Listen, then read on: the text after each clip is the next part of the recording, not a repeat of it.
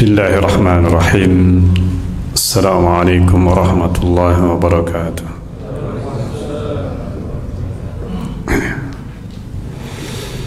Alhamdulillah wassalatu wassalamu ala Rasulillah wa ala alihi wa sahbihi wa mawalah wa ba'd. Jemaah sekalian yang dimuliakan oleh Allah Azza wa Jalla, kita melanjutkan kembali pembahasan Kitab At-Tanbihatul Latifah ala mahtawat alaihi al-aqidatul wasatiyah min al-mabahisil munifah. Dan kita masih dalam pembahasan seputar hadis-hadis Rasulullah sallallahu alaihi wasallam yang berkaitan dengan sifat-sifat Allah, berkaitan dengan nama-nama dan sifat-sifat Allah Azza wa Jalla. Dan kita sudah membahas beberapa hadis. Di antaranya yang pertama kali disebut di dalam fasal ini, yaitu fasal yang berkaitan dengan hadis-hadis Rasulullah dalam asma, nama dan sifat Allah, adalah hadis yanzilu rabbuna ila sama'id dunya. Allah turun ke langit apa? Ke langit dunia. Dan ini sudah kita bahas atau kita baca pembahasan ini, dan sudah disebutkan penjelasan tentang makna turun, yanzilu rabbuna. Dan yang dimaksudkan turun adalah turun yang hakiki. Tetapi bagaimana turun itu, bagaimana turunnya, hanya Allah Subhanahu wa ta'ala yang maha tahu. Makna turun jelas. Makna turun adalah apa? Adalah jelas. Bagaimananya, ini yang tidak apa? Tidak diketahui, majhul. Kenapa majhul? Karena tidak ada informasi.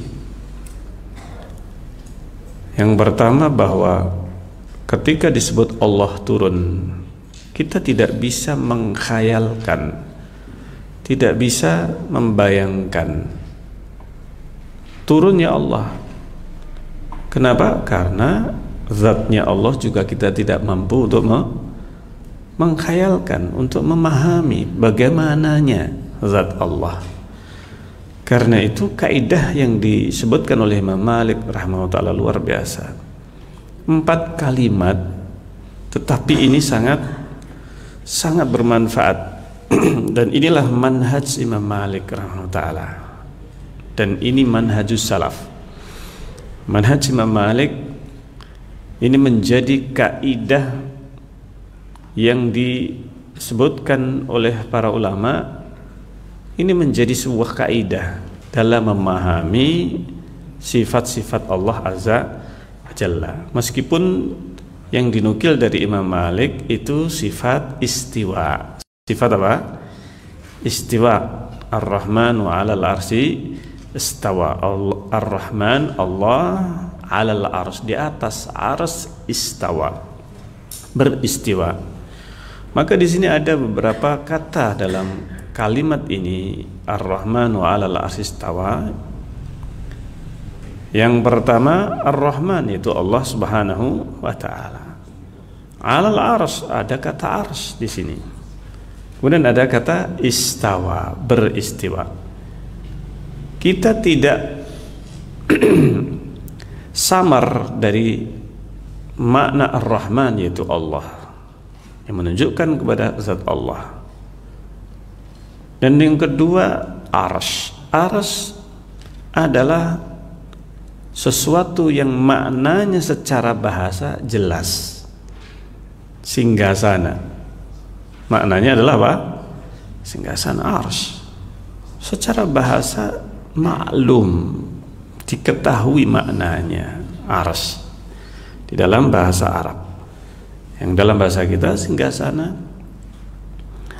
Apa itu singgasana? Singgasana adalah suatu zat, dan itu adalah makhluk yang Allah ciptakan, yang disebut dalam bahasa kita dengan singgasana, di mana tempat di mana para raja biasanya mereka berada di atas. Di singgasana ini, singgasana Balqis, ya, yang kita kenal di dalam kisah yang disebutkan di dalam Al-Quran juga, walaha arsyun adim. Balqis ini mempunyai arsy yang besar, di mana Balqis ketika berada di tempatnya atau di kerajaannya, maka dia memiliki arsy ini, yang mana Balqis ada di atasnya, dan itu adalah kalimat dalam bahasa Arab yang ma'ruf maknanya, singgasana. Raja ini atau presiden atau kepala negara ini, kalau zaman dahulu raja itu mempunyai arsy, mempunyai singgasana. Setiap hari ketika berada di dalam kerajaannya, maka sang raja ataukah ratu atau yang semacamnya duduknya ataukah bertempatnya di arsy ini. Nah, ini yang disebutkan di dalam Al-Quran, Ar-Rahman wa 'alal arsy, di atas arsy, istawa, beristiwa. Nah, kata-kata istiwa itu di atas, ini maknanya tinggi dan di atas. Imam Malik ketika ditanya tentang istiwa, beliau terlihat marah ketika ditanya bagaimananya. Tentang apa? Bagaimana? Karena yang ditanyakan bagaimana arsy-nya Allah. Karena sang penanya ini faham makna Ar-Rahman 'alal arsy istawa. Ketiga kata ini maknanya jelas. Ini maknanya jelas. Tetapi yang ditanyakan oleh sang penanya ini tentang bagaimana. Tentang apa? Bagaimana istiwa? Karena dia tahu makna istiwa. Tapi bagaimana? Ini yang masih menjadi sesuatu yang samar bagi sang penanya. Ketika Imam Malik kemudian sudah hilang atau reda marahnya, maka beliau menjelaskan dengan kalimat-kalimat yang tegas.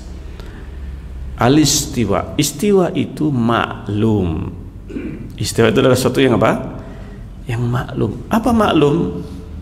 Maklum itu diketahui secara bahasa. Semua kita mengetahuinya. Perkataan Imam Malik ini tidak seperti yang difahami oleh seorang ustadz atau mereka yang salah faham atau gagal faham dengan perkataan Imam Malik, dengan mengatakan maklum di sini maklum di sisi Allah. Maklum di sisi Allah maksudnya apa? Yuk, al-istiwa itu hanya Allah yang tahu maknanya. Itu maknanya maklum di sisi Allah. Karena ada sebagian ustadz yang salah faham dengan perkataan Imam Malik dan mengatakan ini madhab tafwid. Ini mazhab apa? Tafwid. Ini yang salah faham. Dengan perkataan Imam Malik al-istiwa maklum, nah ini di sini tafwidnya, yaitu menyerahkan makna istiwa kepada Allah. Ini yang salah. Imam Malik tidak sedang menyerahkan makna istiwa itu kepada Allah. Tetapi maklum indal jami, ini maksudnya diketahui semua orang. Makna istiwa itu maklum, sudah maklum. Ini diketahui maknanya dalam bahasa Arab, jelas maknanya. Ini makna dari kata apa? Maklum dari perkataan Imam Malik. Tapi ini ustadz yang salah paham ini, nggak perlu disebut namanya ya. Tapi karena memang sudah salah manhaj di dalam memahami, akhirnya apa? Terlalu apa? Jauh dalam memahami kalimat Imam Malik rahimahullah. Maklum, maklum bukan di sisi Allah, nggak ada kalimat maklum di sisi Allah. Imam Malik mengatakan maklum. Maklum itu maksudnya apa? Ya diketahui semua orang. Itu maksudnya. Mana istiwa dalam bahasa Arab maklum jelas. Nih. Nah ini Ustadz mengatakan al-istiwa maklum maksudnya di sisi Allah. Ini yang kemudian akhirnya menjadikan Ustadz ini memahami bahwa Allah Azza wa Jalla yang hanya Allah saja yang tahu maknanya istiwa itu. Nih, jadi kemudian berarti Imam Malik ini mazhabnya tafwid, nih, menyerahkan ini makna istiwa kepada Allah. Ini yang gagal paham akhirnya. Nah, ini ketika memahami bahwa Imam Malik tafwid, tapi langsung tidak menyebutkan kalimat kedua dan ketiga. Ini sang ustadz ini menukil apa?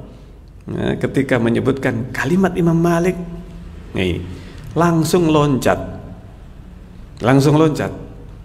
Al-istiwa maklum di sisi Allah, wasu'alu anhu bid'ah. Langsung kepada yang keempat, bertanya tentangnya bid'ah. Pokoknya nggak usah tanya, karena pertanyaan itu bid'ah. Ini memang perkataan Imam Malik, tetapi kalimat kedua dan ketiga ini penting. Kalimat kedua dan ketiga ini penting. Apa kalimat kedua? Wal kaifu. Ini yang kedua. Wal kaifu apa? Majhul. Kalimat kedua ini yang penting. Ini yang ditafwid kepada Allah. Yang diserahkan kepada Allah itu bukan makna istiwa yang Imam Malik mengatakan maklum, tetapi yang diserahkan kepada Allah wallahu a'lamnya ini adalah pada kata wal kaifu majhul atau ghairu ma'lum. Kaifiyahnya, bagaimananya, ini yang tidak maklum. Tidak maklum itu kita nggak ada yang tahu. Makhluk kita ini manusia, tidak ada yang bisa mengetahui kaifiyahnya, bagaimananya. Ini dalam satu riwayat disebutkan ghairu ma'lum, dalam sebagian lafaz majhul. Dua-duanya mempunyai makna yang sama, maklum, ghairu majhul. Ini dalam sebagian ditambah maklumun ghairu majhul. Ini lebih menjelaskan lagi. Maklum tidak apa majhul, bukan sesuatu yang majhul. Maknanya jelas, diketahui secara bahasa. Kaifiyahnya yang apa? Majhul, ghairu maklum dalam satu riwayat. Ghairu maklum. Nah, yang ketiga ini yang penting. Ini yang justru apa? Yang penting wal imanu bihi wajib.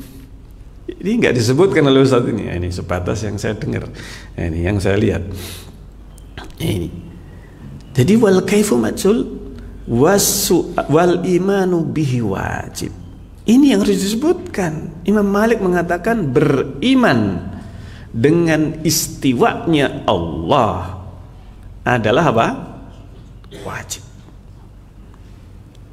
Wasu'alu anhu, nah bertanya tentang kaifiyahnya. Hu ini kembali kepada kaifiyah, kembali kepada bagaimana, bukan kembali kepada yang pertama, istiwa maklum. Kalau maklum nggak perlu ditanya. Nah, ini yang ditanyakan adalah yang majhul tadi, yaitu apa? Kaifiyah. Iman dengan istiwa, al-iman bil istiwa itu harus, ini wajib beriman. Tetapi bertanya tentang kaifiyahnya, ini yang majhul, yang bid'ah. Ini mana istiwa, baru istiwa. Bagaimana dengan sifat yang lainnya? Sama. Ganti istiwa dengan turun misalnya, ya. Ganti istiwa dengan apa? Turun. Bagaimana turunnya? Allah Azza wa Jalla. Makna turun, nazala rabbuna ila samai dunya. Makna nazala jelas dalam bahasa Arab, turun. Ada yang nggak tahu makna turun? Kan maklum, ya kan? Maknanya maklum. Tetapi bagaimananya yang apa? Majhul. Wal imanu bihi, iman dengan turunnya Allah wajib. Wasu'alu anhu apa? Bid'ah. Bertanya tentang apanya? Bagaimana turunnya? Ini yang bid'ah. Bertanya tentang bagaimana turunnya. Bertanya dan sekaligus menjawab. Ini sekaligus apa? Menjawab bagaimana. Ini tidak perlu dijawab karena nggak ada yang tahu. Wong bagaimananya hanya Allah yang tahu. Dan tidak boleh kita ini menyerupakan dengan apa? Makhluk.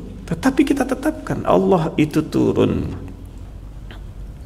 hakiki. Tetapi bagaimana ini yang tidak diketahui dan tidak perlu kita berdalam-dalam. Ketika seorang berdalam-dalam di dalam masalah ini, akhirnya dia kemudian berusaha untuk apa? Mengkhayalkan bagaimananya ini. Sampai akhirnya apa? Lah kalau Allah turun ke langit dunia. Nah, namanya di Indonesia sajalah. Akhirnya disebutkan di Papua sama Lampung ya. Di Papua sama apa? Lampung. Papua sudah terbit. Nah, ini. Ya. Di Lampung belum. Nah, ini. Belum apa? Belum sepertiga malam. Ini sepertiga malam terakhir di Papua. Di Lampung belum sepertiga malam terakhir. Kemudian mengkhayalkan turunnya Allah. Nah, ini turunnya Allah kalau di Lampung itu jam sekian, sepertiga malam terakhir. Di Lampung ini masih belum. Berarti nanti ketika di Lampung, kalau Allah turun sepertiga malam terakhir, ini sudah enggak sepertiga malam terakhir lagi di Papua. Berarti Allahnya enggak turun. Nah, ini ya. Berarti Allahnya bagaimana? Naik. Nah, ini akhirnya apa? Dia rancu. Kenapa? Sudah menyerupakan, menggambarkan atau mengkhayalkan Allah, turunnya Allah dengan turunnya apa? Makhluk. Akhirnya apa? Wah, kalau gitu nggak boleh disifati Allah dengan turun hakiki. Akhirnya apa? Memaksakan makna yang turun itu bukan Allah. Yang turun bukan apa? Allah. Nah, ini. Tetapi yang turun rahmatnya Allah, yang turun ampunannya Allah, yang turun dan seterusnya. Akhirnya ya sebenarnya secara tidak langsung dengan lafaz tidak langsung sebenarnya menafikan yang turun adalah Allah secara hakiki. Yang turun secara hakiki adalah Allah, tetapi yang turun adalah rahmatnya atau malaikatnya dan sebagainya. Nah, itu yang dinafikan. Yang dinafikan adalah turunnya Allah secara langsung. Ini akhirnya apa? Menafikan sifat turunnya Allah secara hakiki. Nah, adapun dengan madhab dan manhaj yang telah disebutkan oleh Imam Malik rahimahullah ta'ala, ini ketika disebutkan bagaimana turunnya, istiwanya, yang istiwa ini siapa? Allah. Dan tidak perlu untuk mentakwilkan dengan apa? Istaula, berkuasa. Karena kalau memaksakan istawa ini harus ditakwil dengan istaula, akhirnya terjerumus ke dalam kesalahan, kesesatan yang lebih parah.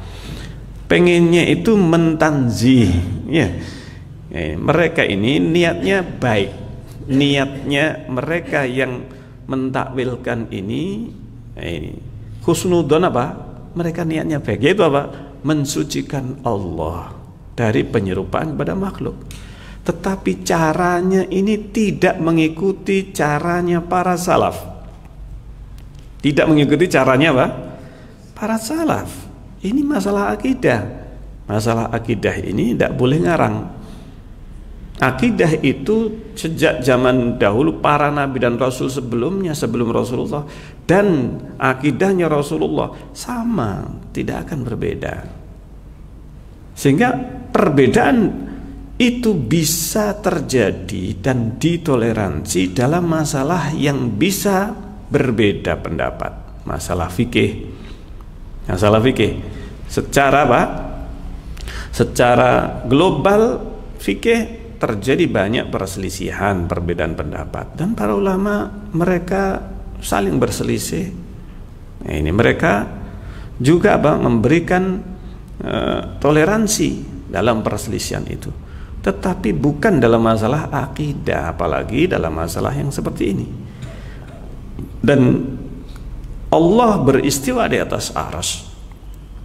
Ini sudah menjadi atau sifat kemahatinggian Allah. Ini sudah menjadi ijma, konsensus para salafus saleh. Kalau dinukil seluruh perkataan para salaf dari mulai zamannya Rasulullah, para sahabat, tabi'in, tabi'in dan seterusnya, sampai para imam Syafi'i, Imam Ahmad, Imam Malik dan seterusnya, tidak ada perselisihan. Mereka semuanya menetapkan Allah di atas. Nah, ini Allah di atas. Nah, mereka yang menafikan Allah di atas dari mana? Itu adalah perkara baru. Perkara baru ketika mereka menafikan tempat. Kalau menetapkan Allah di atas berarti Allah bertempat, Allah butuh tempat dan seterusnya. Ini konsekuensi yang mereka buat sendiri. Para salaf tidak ada yang ketika mereka Allah itu di atas berarti Allah bertempat, nggak ada. Tidak ada penukilan bahwa ketika Allah bertempat mereka berarti menyatakan Allah di atas berarti Allah bertempat atau butuh tempat, nggak ada. Perkataan para salaf yang mereka mengatakan menafikan Allah di atas atau tidak boleh mengatakan Allah di atas karena kalau Allah di atas sama dengan makhluk yang butuh tempat karena atas itu tempat. Ini belarah kemana-mana jadinya ya. Kenapa kita harus memberi konsekuensi kalau Allah itu di atas berarti Allah bertempat? Mana yang mengatakan demikian dari para salaf? Tidak ada. Mereka mengatakan Allah di atas, selesai. Tidak ada dalam Al-Quran atau hadis yang menetapkan Allah bertempat atau yang mengatakan Allah tidak bertempat. Gak ada. Gak ada satu hadis pun yang menyebutkan Allah tidak bertempat atau yang menyebutkan Allah itu jisim atau Allah tidak boleh sama dengan jisim. Ini perkara baru semuanya. Ini adalah penafian baru. Tidak ada di dalam para salaf kalimat mereka Allah tidak bertempat, tidak ada. Atau kalau mengatakan Allah di atas berarti Allah bertempat, tidak ada. Makanya kalau kita mengikuti jejak para salafus saleh di dalam masalah akidah sifat Allah Azza wa Jalla sangat jelas. Dinukil dari mereka amirruha kama ja'at bila kaif. Ini jalankan sebagaimana datangnya. Artinya bagaimana? Ya sudah, sampaikan sebagaimana Rasulullah menyampaikan. Sampaikan sebagaimana Allah berfirman. Rasulullah menyampaikan ayat itu. Ayat itu disampaikan oleh Rasulullah. Dan bahkan kalimat-kalimat Rasulullah tidaklah jauh berbeda dengan yang disebutkan oleh Allah dalam Al-Quran. Dan tidak ada yang namanya kalau seandainya ayat-ayat Al-Quran itu maknanya tidak sebagaimana seharusnya difahami dalam bahasa Arab, zahirnya, wajib bagi Rasulullah untuk menjelaskan bahwa maksudnya gak seperti itu. Di atas misalnya, Allah di atas. Aamintum man fis sama. Apakah kalian beriman? Man fis sama, merasa aman dengan yang di langit. Di langit fis sama ini. Dalam bahasa Arab ini maknanya jelas bahwa fis sama itu itu bisa jadi maknanya fil ulu, sama itu artinya ulu, yaitu dalam ketinggian, atau fis sama maknanya alas sama, di atas langit, bukan di dalam langit. Dalam bahasa Arab maknanya jelas. Seperti halnya fasiru fil ardi, berjalanlah di bumi. Fil ardi bukan berarti di dalam bumi, tetapi di atas apa? Di atas bumi. Itu dalam bahasa Arab jelas. Ini. Tapi kalau bahasa Arabnya setengah-setengah, meskipun profesor, meskipun apa? Profesor. Ini ketika menyebutkan ini kan Allah fis sama, Kalau difahami secara bahasa dengan langsung, maka di dalam langit. Nah ini makanya belajar bahasa Arab jangan setengah-setengah.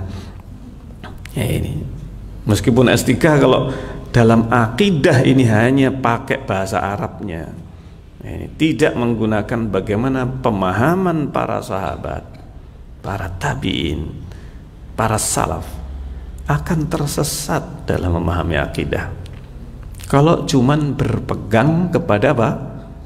Bahasa. Banyak ahli bahasa yang tersesat. Zamakhsyari, ahli bahasa, tapi tersesat dalam akidahnya.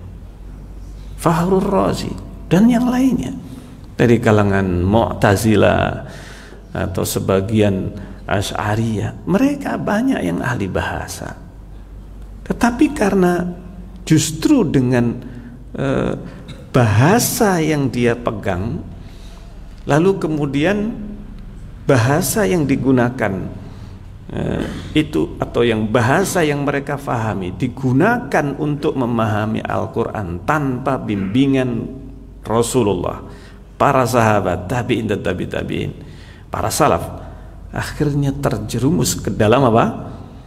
Kesesatan. Nah ini bahayanya. Maka tidak cukup hanya sekedar berbekal bahasa Arab, meskipun dia belajar sampai S4 misalnya, ya kan? Apa S4? Ada tak? Kalau S3 kan dokter, mungkin S4 mungkin sudah jadi profesor lah mungkin ya. Meskipun nggak ada pada S4, tapi intinya memahami ayat dan hadis Rasulullah. Bagaimana hadis Rasulullah? Bagaimana para sahabat ketika mendengar dan menyampaikan hadis itu? Adakah para sahabat yang menjelaskan seperti yang dijelaskan oleh zaman sekarang ini? Ini subhanallah. Nah, disebutkan kita sampai kepada dan ini masih kaitannya dengan sifat Allah di atas, istiwa dan sifat turun dan seterusnya.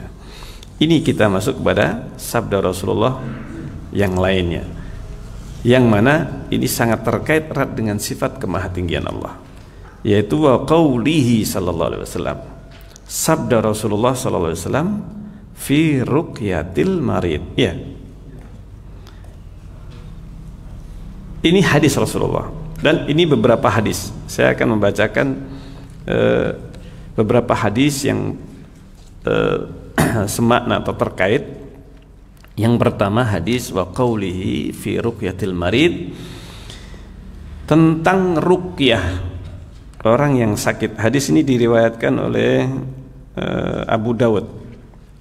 Ada kelemahan di dalam sanadnya hadis ini, tetapi maknanya tidak bertentangan dengan hadis yang sahih yang lainnya, yang setelahnya yang akan disebutkan, yaitu apa? Rabbunallahu alladzi fis sama. Rabb kita Allah yang ada di apa? Di langit. Fis sama. Sekali lagi tadi disebutkan apa makna fis sama? Di atas langit atau di atas. Nah, ini karena sama itu bisa bermakna langit, bisa bermakna setiap yang di atas. Itu disebut apa? Sama. Langit-langit pun juga kadang disebut dalam bahasa Arab dengan apa? Sama, yang artinya sakfun, sakof dalam bahasa Arab. Ini. Jadi sama itu bisa bermakna yang di atas, apa saja yang di atas, atau langit. Kalau makna di atas berarti fi, ini di gitu saja, bukan di dalamnya. Ini. Jadi jangan artikan fi itu mesti di dalam, tidak. Fi itu bisa bermakna di saja atau di atas. Nah, ini bisa juga di dalam. Nah, ini aina fulan, di mana si fulan? Fil baiti, di rumah. Kira-kira ada yang memahami di atas rumah? Di dalam apa? Di dalam rumah. Nah, ini. Nah, di dalam rumah maksudnya. Tetapi ketika disebutkan fasiru fil ardi, nah, ini Berjalanlah di bumi, maksudnya bukan di dalam bumi, tetapi di atas apa? Di atas bumi. Nah, disebutkan di sini, Rabbunallahu alladzi fis sama. Rabb kita Allah alladzi fis sama. Taqaddasa ismuk. Maha suci namamu. Amruka fis sama'i wal ard. Perintahmu atau urusanmu ada di langit dan di bumi. Kama rahmatuka fis sama, sebagaimana rahmatmu ada di langit. Ij'al rahmataka fil ard, maka jadikanlah rahmatmu di bumi. Ighfir lana dzunubana wa khotoyana, ampuni dosa-dosa kami untuk kami dan kesalahan-kesalahan kami. Anta rabbut thayyibin, engkau adalah Rabbnya orang-orang yang baik. Anzil rahmatan min rahmatik, turunkan salah satu di antara rahmatmu. Wasyifaan min syifaik, turunkanlah kesembuhan di antara kesembuhanmu. Ala hadzal wajah, pada penyakit ini. Fayabra, nah ini maka sembuh.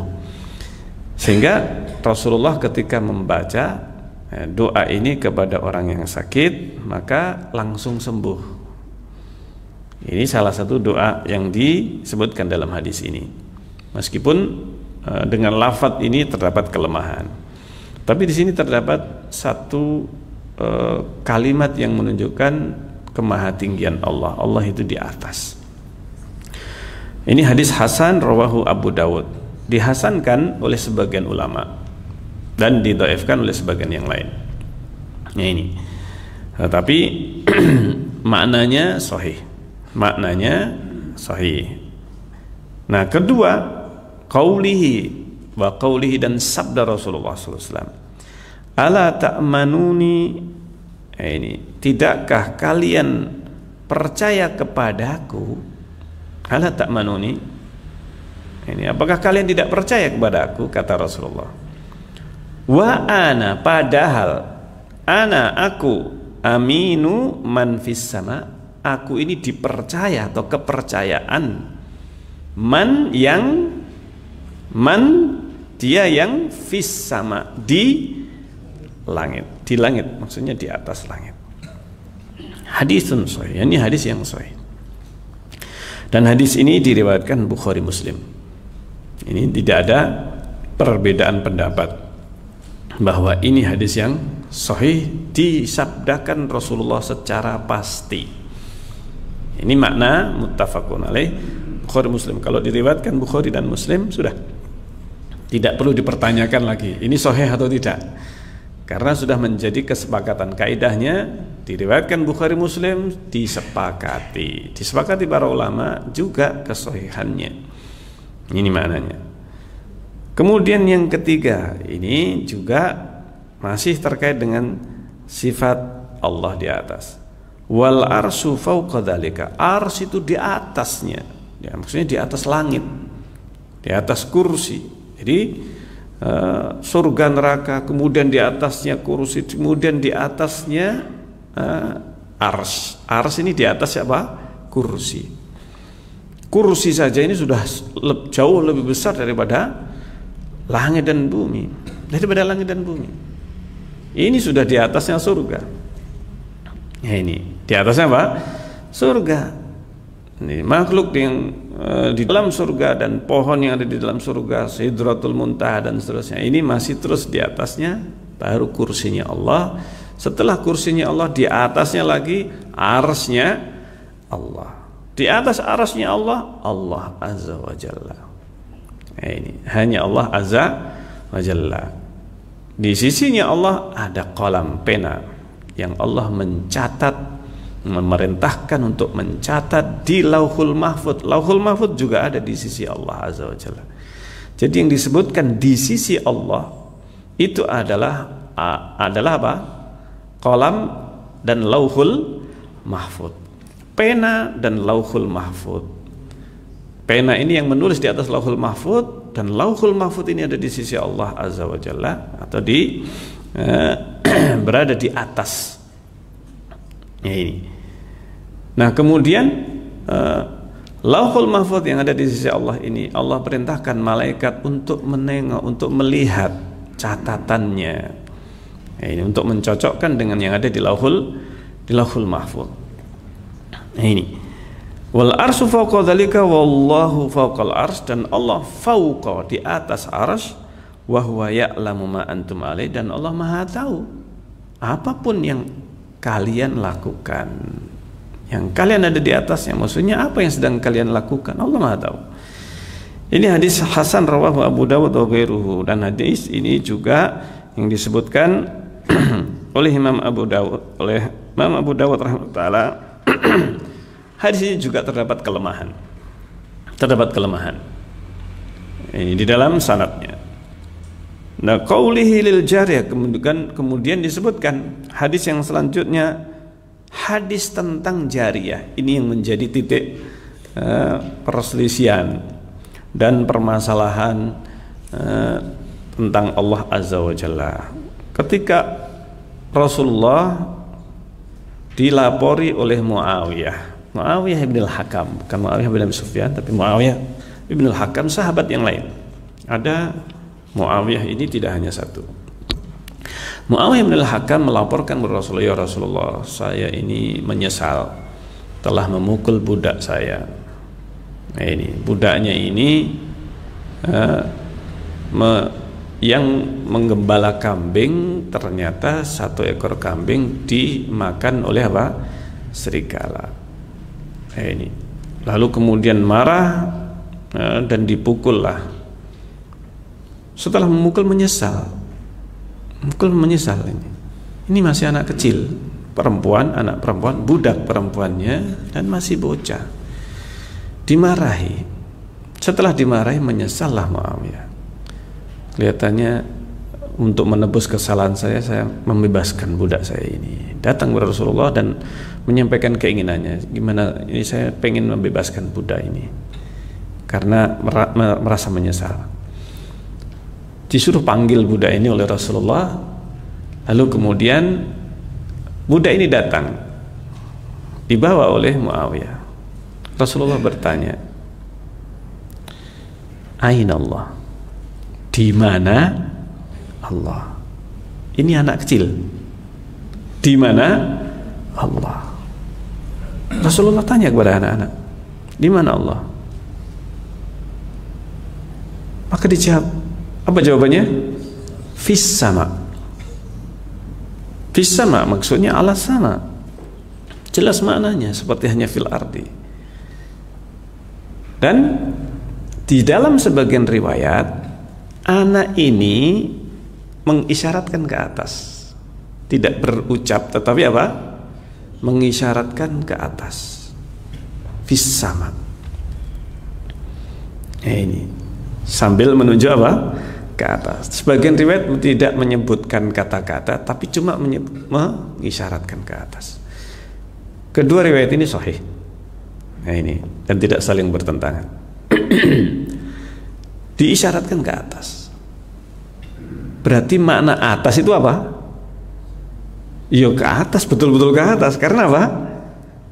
Mengisyaratkan ke atas. Ini isyarat sekaligus ucapan dan sesuai dengan isyarat. Isyarat ini untuk menunjukkan ke atas.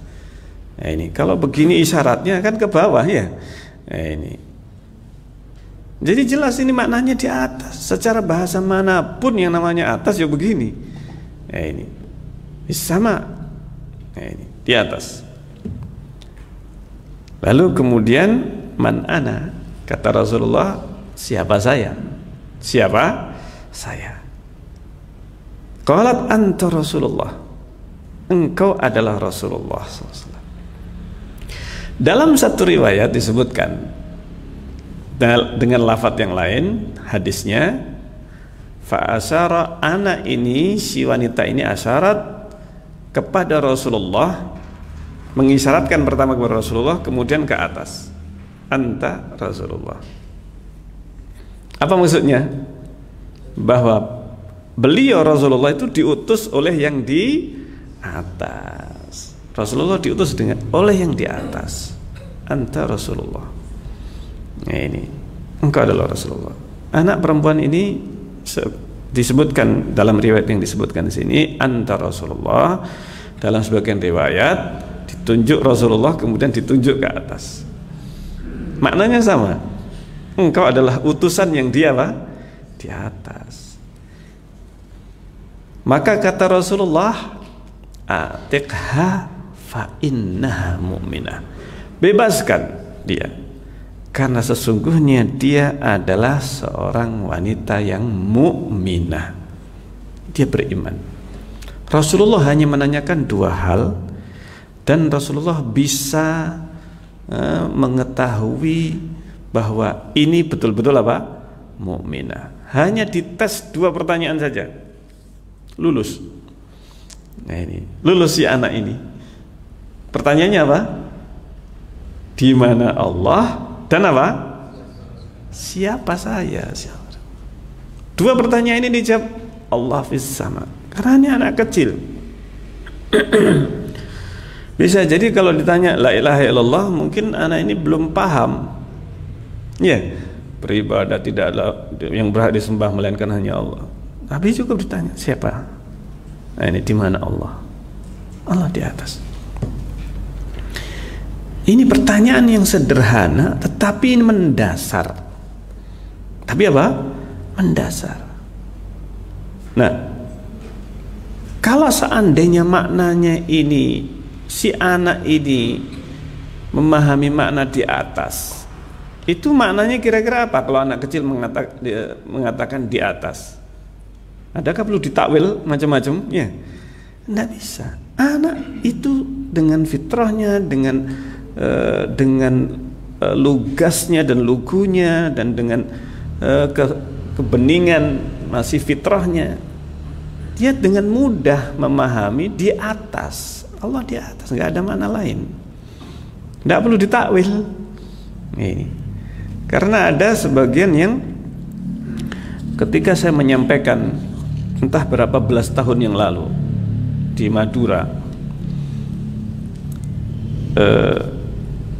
di salah satu masjid yang hadir ternyata ada lulusan pondok pesantren. Nah ini yang pernah di pondok pesantren dan mempelajari akidah Asy'ariyah. Setelah selesai menyampaikan tentang hadis ini, subhanallah, qadarullah, saya waktu itu menyampaikan hadis ini tentang Allah di atas. Maka setelah itu dengan nada yang marah menyampaikan, ini tidak layak disampaikan hadis ini. Subhanallah, hadis ini tidak apa? Tidak layak disampaikan. Ini orang awam, orang yang tidak bisa memahami hadis ini. Kayaknya hadis Wahabi ya. Kenapa saya ini akan menyebabkan orang itu apa? Akidahnya ini, subhanallah, ternyata akidahnya ini tidak boleh bertanya tentang Allah di mana. Akhirnya saya baru terbuka, ternyata ada di zaman sekarang ini, dan itu ditanamkan di berbagai pondok pesantren. Ini diajarkan akidah ini, akidah tidak boleh bertanya di mana Allah. Bagaimana saya tidak boleh bertanya? Rasulullah bertanya, saya bilang. Ini, Rasulullah bertanya, hadisnya sahih. Hadisnya sahih, diriwayatkan oleh Imam Muslim. Ini dan disepakati kesahihannya oleh para ulama. Hadis ini tidak ada yang melemahkan. Nah, ini tidak ada yang melemahkan hadis di mana Allah ini dengan beberapa lafadznya. Aina Allah. Maka ketika disebutkan ini membuat fitnah orang, ini tidak layak disampaikan, tidak boleh bertanya di mana Allah. Ini tajsim, mujassimah, sampai akhirnya kemudian keluar ini adalah apa? Sampai menyebutkan orang yang mujassimah itu sudah kafir, keluar dari Islam. Makanya Syekhul Islam rahimahullah ta'ala dan banyak para ulama Mereka ini sudah disebut mereka mujassimah dan sampai kepada takfir. Ini subhanallah. Mengkafirkan orang yang apa? Mujassimah. Menyerupakan Allah dengan makhluknya. Waliyadzubillah. Maka di situ saya memahami bahwa ternyata di zaman sekarang ini, sampai zaman sekarang ini, akidah yang sesat ini justru dianggap apa? Akidah Ahlus Sunnah. Akidah Ahlus, ini akidah Ahlus Sunnah. Ini. Dan justru yang menyampaikan hadis-hadis tentang sifat Allah di atas, Allah beristiwa di atas arsy, ini justru adalah apa? Akidah apa? Mujassimah. Mujassimah itu sesat. Dan kelompok mujassimah ini yang menyerupakan Allah dengan makhluk, musyabbihah. Nah, ini musyabbihah. Ini kelompok yang sebenarnya oleh para ulama dikafirkan, tapi bukan akidah para salaf. Nah, ini bukan para salaf yang menyatakan Allah di atas. Tetapi yang menyerupakan, ada kelompok mujassimah atau musyabbihah, sebenarnya para ulama menyebutnya itu musyabbihah, yang menyerupakan Allah dengan makhluk. Turun seperti saya turun, saya ini, dan seterusnya, menyerupakan dengan makhluknya. Allah itu sekian ukurannya, sampai ukurannya pun juga apa? Disebutkan ukurannya Nabi Adam. Waliyadzubillah. Ini. Nah, nas-nas ini disebutkan maka nas ini dan yang lainnya musarriha, menegaskan bi annallaha fis sama, bahwa Allah ada di langit, hakun ala haqiqatiha, benar-benar hakiki. Ini sebenarnya Allah itu di atas dengan sebenarnya. Wa fi, dan makna fi takunu bi makna ala, maknanya fi itu adalah apa? Ala, di atas. Fi itu maknanya di atas. Kama qalahu katsir min ahli ilm. Ini sebagaimana dikatakan banyak ahli ilmu wal lughah dan ahli bahasa. Ini ahli yang memang ahli bahasa. Ini bukan sekedar S3 bahasa ya. S3 bahasa Arab.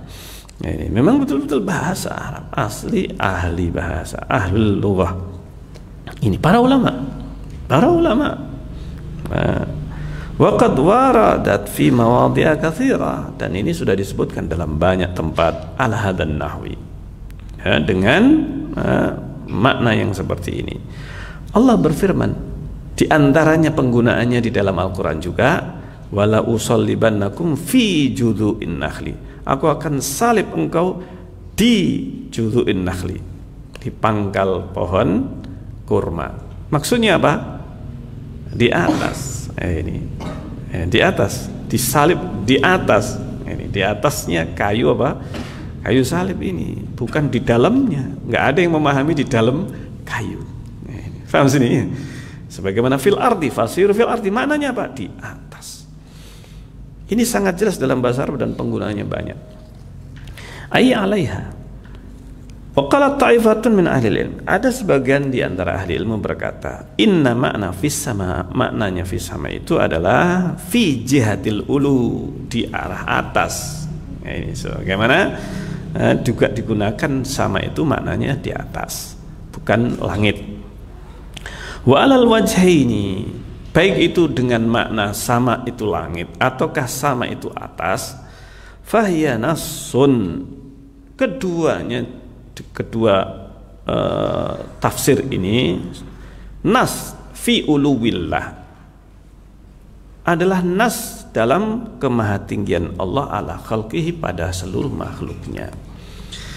Ini dalam hadis ruqyah, wa fil hadis ruqyah al-madhkur, hadis ruqyah yang tersebut di atas, tawasulun ilallah, ini bentuk tawasul kepada Allah bisanaya, dengan memuji kepada Allah bi rububiyatihi wa uluhiyatihi, dengan rububiyah Allah, yaitu ketika menyebut Rabbuna, Rabbus sama, Rabbun Allah, wa uluhiyatihi Allah, wa qudsiyatihi, kesucian Allah, wa uluwihi, kemahatinggian Allah, wa amrihi, ini kemahatinggian atau keumuman perintahnya yang syar'i dan perintahnya yang qadari.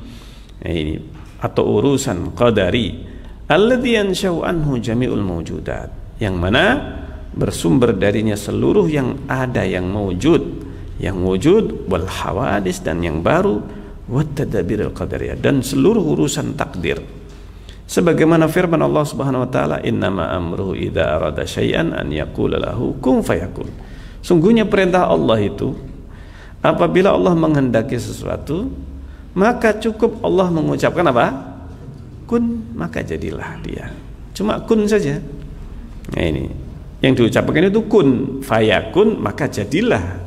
Nah, ini maka jadilah itu yang dikehendaki oleh Allah. Hanya mengatakan kun saja.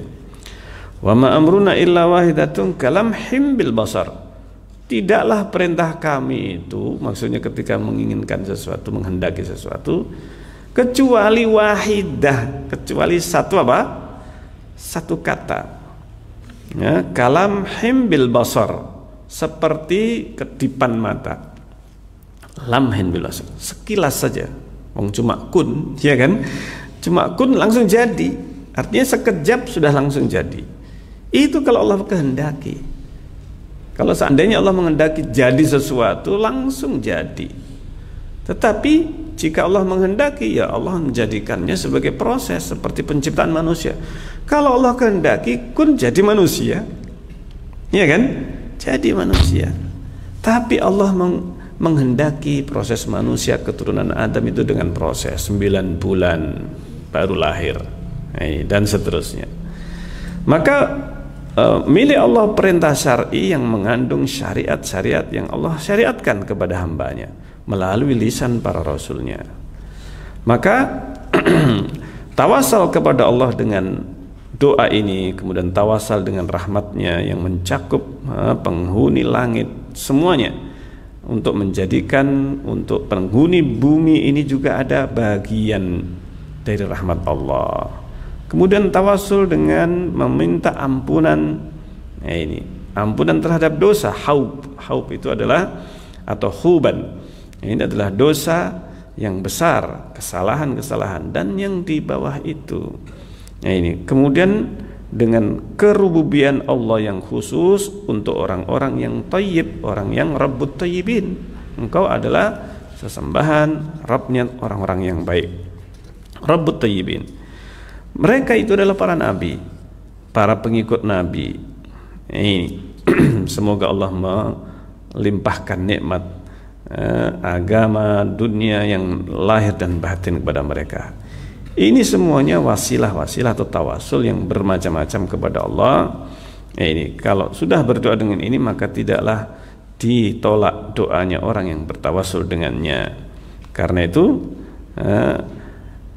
Rasulullah berdoa dengannya dengan kesembuhan, karena kesembuhan itu hanya ada di tangan Allah, dan ini bukanlah bergantung kepada selain Allah, bukan bergantung kepada selain Allah. Ini karena apa? Sebaik-baik karunia-nya Allah Azza wa Jalla yang tidak ada bagi makhluk yang bisa mewujudkannya. Sementara disebutkan dalam syahadat Rasul dengan iman di dalam kata-kata dalam doanya ini ketika Rasulullah mempersaksikan iman kepada sang budak.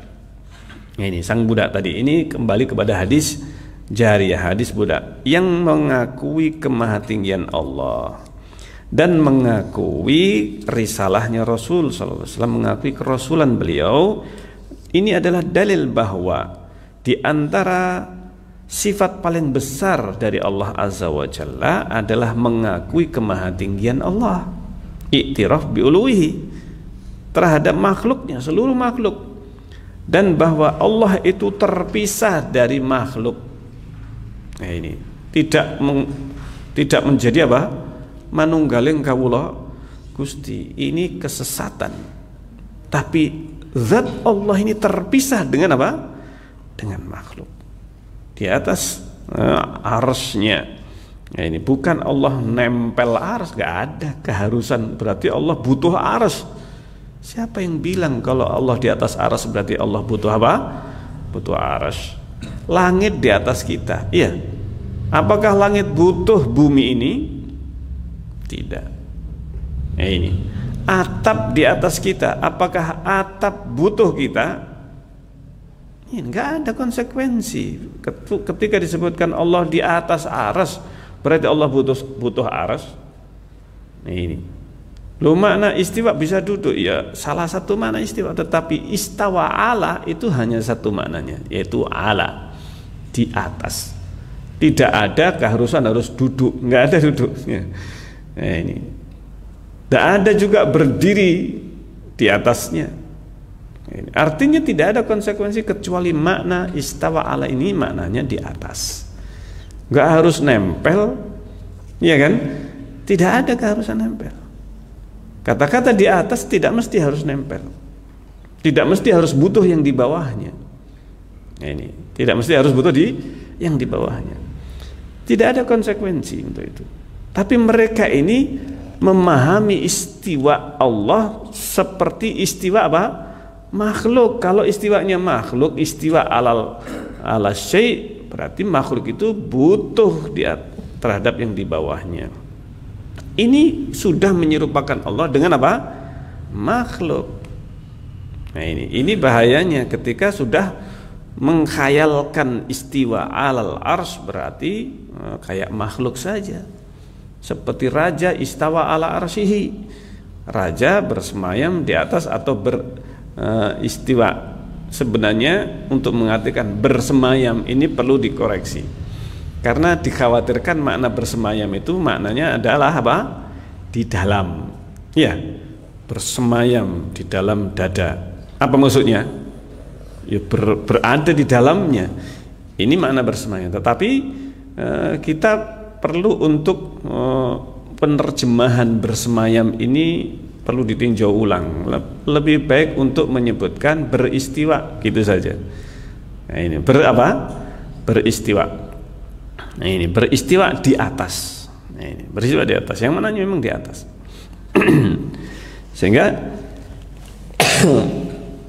makna wal arsyu di atas Allah Azza wa Jalla. Ini sehingga ketika sang budak wanita ini ditanya oleh Rasulullah, pertanyaan ini untuk mengetahui ini orang mukmin atau bukan. Ketika mengetahui bahwa si bocah kecil ini menyatakan Allah di atas, jawabannya berarti ini sudah menunjukkan keimanan. Karena bagian dari keimanan kepada Allah adalah mengakui, meyakini Allah di atas. Berarti dia mukmin.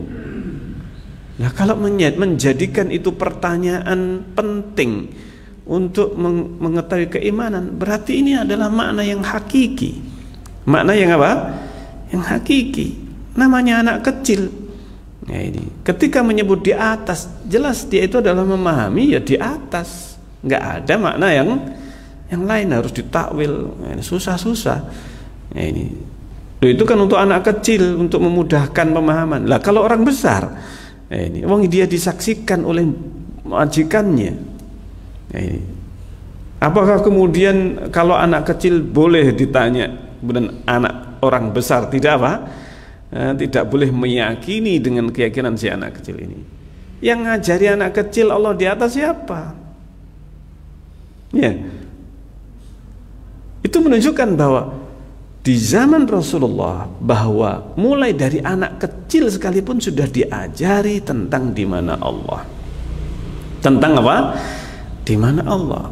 Dan ini keyakinan bukan hanya keyakinan anak kecil, tapi inilah keyakinan seorang mukmin. Dan para sahabat menukil hadis ini, para tabi'in, dan tidak ada yang menjelaskan ini untuk anak kecil saja. Nah, ini karena belum paham ya. Ini subhanallah. Lah kalau anak kecil boleh ditanya di mana Allah, kemudian orang besar nggak boleh ditanya di mana Allah. Nah, ini subhanallah. Ini pemikiran atau jalan berpikir yang entah bagaimana ya, saking terkungkungnya dengan keyakinan yang batil ini. Nah, ini tasbih kepada Allah. Nah, ini.